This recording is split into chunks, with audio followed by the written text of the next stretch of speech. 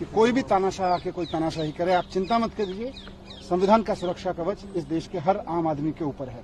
अरविंद केजरीवाल सिर्फ एक नाम नहीं है, बल्कि एक ब्रांड है, एक सच्ची ईमानदार राजनीति का। अभी आज सुप्रीम कोर्ट के ऑर्डर से साफ हो गया कि सीबीआई की गिरफ्तारी केवल और केवल एक इंश्योरेंस अरेस्ट थी, संविधान से ऊपर कुछ नहीं है। सुप्रीम कोर्ट का संदेश सिर्फ केजरीवाल जी की जमानत के बारे में नहीं, इस देश के लोगों को आश्वासन के रूप में भी बहुत बड़ा संदेश दिया है कि कोई भी तानाशाह आके कोई तानाशाही करे, आप चिंता मत करिए, संविधान का सुरक्षा कवच इस देश के हर आम आदमी के ऊपर है। दूसरा, आज के सुप्रीम कोर्ट के ऑर्डर से यह भी साफ हो गया कि भारतीय जनता पार्टी ने ईडी और सीबीआई के माध्यम से जो साजिश रची थी कि पहले ईडी से गिरफ्तार कराइए और जब ईडी से जमानत मिलने वाली हो तो सीबीआई से गिरफ्तार करा लीजिए। ये भी आज सुप्रीम कोर्ट के ऑर्डर से साफ हो गया कि सीबीआई की गिरफ्तारी केवल और केवल एक इंश्योरेंस अरेस्ट थी, ईडी की जमानत से केजरीवाल जी बाहर आ जाएं उनको रोकने के लिए थी। तीसरा, ये भी महत्वपूर्ण है कि आज के बाद, आज से इस सारे घटनाक्रम से, और जहां तक मैं देखता हूं हम सब लोग केजरीवाल जी से जुड़े हुए लोग हैं, केजरीवाल जी के ऊपर भगवान राम की कृपा है, संविधान का कवच है और देश के लोगों का प्यार है। इन तीनों के साथ रहते केजरीवाल जी का कोई कुछ नहीं बिगाड़ सकता।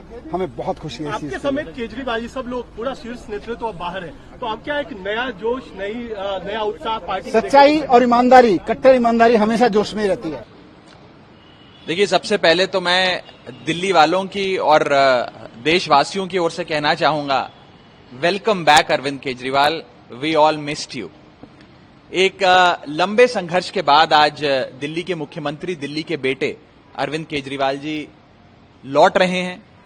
मैं दिल की गहराइयों से honourable supreme court of India का शुक्रिया अदा करता हूं, क्योंकि इस देश के न्याय के सबसे बड़े मंदिर ने आज अरविंद केजरीवाल जी को जेल की सलाखों से आजाद करने का फैसला सुना दिया है। अरविंद केजरीवाल सिर्फ एक नाम नहीं है, बल्कि एक ब्रांड है, एक सच्ची ईमानदार राजनीति का। और इस राजनीति और इस ब्रांड की मुझे लगता है बढ़ती लोकप्रियता के कारण ही अरविंद केजरीवाल जी को 6 महीने के लिए जेल की सलाखों के पीछे जाना पड़ा। लेकिन आज जब 6 महीने बाद अरविंद केजरीवाल जी फिर लौट रहे हैं, तो दिल्ली की हर मां ऐसे खुशी मना रही है जैसे उसका अपना बेटा कई महीनों बाद घर लौट रहा हो। दिल्ली की हर बहन ऐसे खुशी मना रही है जैसे कई महीनों बाद उसका अपना भाई घर लौट रहा हो। और आम आदमी पार्टी, मुझे लगता है कि आने वाले समय में और मजबूत होगी। इस संघर्ष से आम आदमी पार्टी को और ताकत मिलेगी। और पार्टी का एक कार्यकर्ता होने के नाते,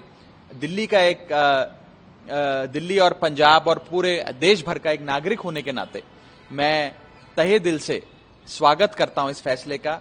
और बस एक ही चीज कहना चाहता हूं इस भावुक लम्हे में कि वेलकम बैक अरविंद केजरीवाल।